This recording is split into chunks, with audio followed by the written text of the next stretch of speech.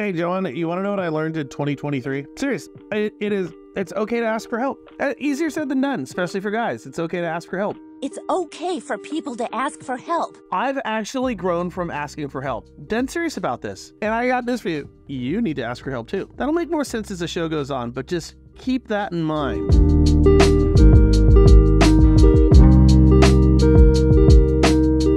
Do you have rate cut anxiety? If you do, you're not alone. Quit being so extra about it and don't let the Fed live rent-free in your head. Take a vibe check because this housing market is bussin'. What the hell did you just say? And it doesn't matter what the Fed's gonna do. What do you think about that, Joanna? Too many 2023 popular slang terms or not? How do you do, fellow kids?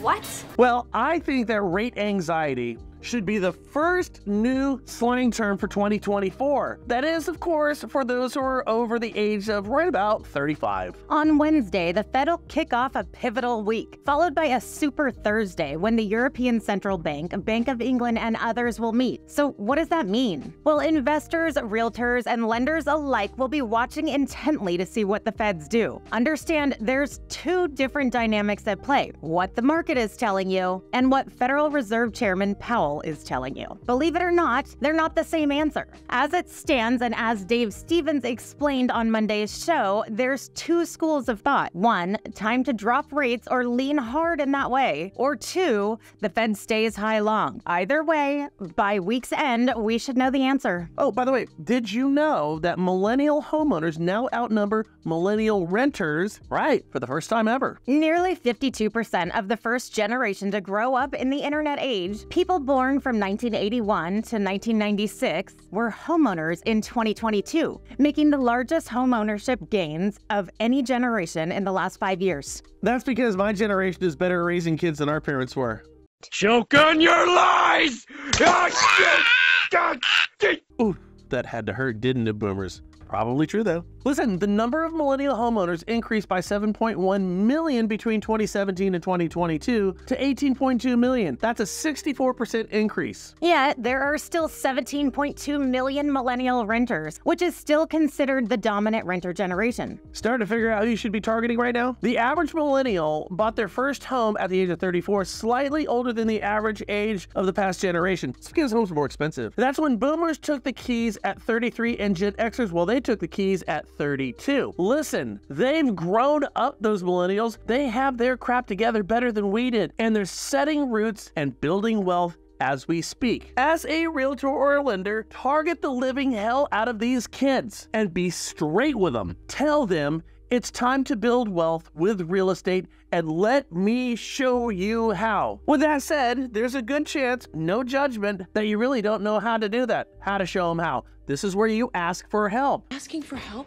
It's just not easy. Let my friends over at Oak Tree help you out. They'll do it right now. They've got this whole thing dialed in. Fill out the information down below, and they will give you all the talking points, programs, and products on how to show your clients build wealth. So this is scary. 45% of polled real estate agents, they're struggling to pay their own rent. Remember, these are money-hungry agents that allegedly fixed the real estate industry to get rich by keeping commissions illegally high. Truth is, the fix is in. This market is a beast. In October, pending home sales were down 1.5% from September and 8.5% from last year, making the lowest sales figure ever. And over 60,000 agents left the industry in the 6 months leading up to May, according to NAR. So, you as an agent, I want you to think about this for a second, even a loan officer. If you had a client who just won $100,000 or just inherited $100,000 or more, would you then give them counsel to use that money to increase their wealth and their real estate holdings, or would you not do that? I mean, I would certainly do it because it's my job, just like it's yours. Do your jobs. Job! So I want you to think of this. Every one of your clients who's owned a house for over 5 years just hit that jackpot or got that inheritance. It's in the form of the equity that they've gained over those years. It's effectively the same thing, guys. Use your jackpot, your equity, to increase your real estate holdings and wealth by leveraging what you've got already. And then show them how. You need help? That's cool. Do it. You're supposed to reach out to our friends at Oak Tree. Fill out the information down below and they'll show you how to. You see, because this one is a total layup. It's smart. Your clients are going to say yes. And they're going to say yes because you're proposing an intelligent conversation about real estate, not an emotional-based conversation about real estate, and it's not the one we're having here. You show homes and say, don't you love it? No, we're gonna have a logic-based conversation. Logical decision, logically arrived at. And saying tactically leverage the equity you have to gain wealth.